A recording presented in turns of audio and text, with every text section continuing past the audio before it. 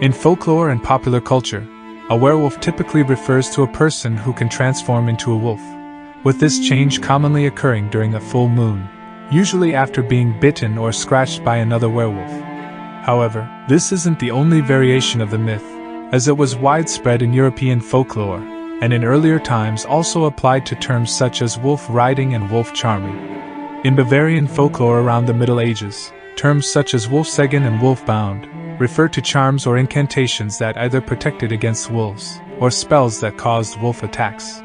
In the folklore of German-speaking Europe, the people that were involved in this sort of magic were known as wolf charmers, and were not humans that transformed into a wolf, but usually depicted as destitute elderly men that had a power or influence over wolves, and made a living selling charms and incantations.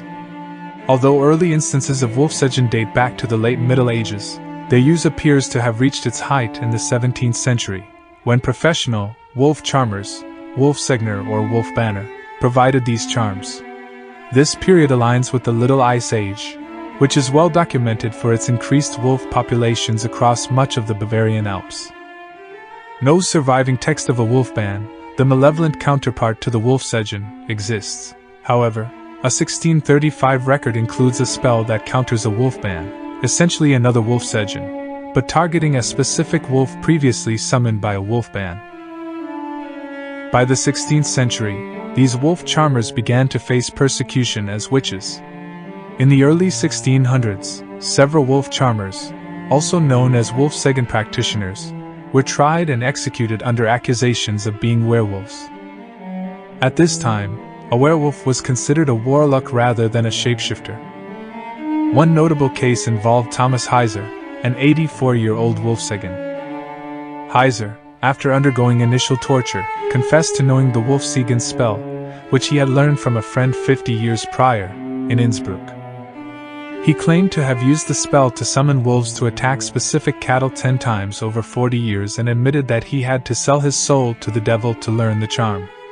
Another well-known case is Peter Stumpp, a German farmer dubbed the Werewolf of Bedburg.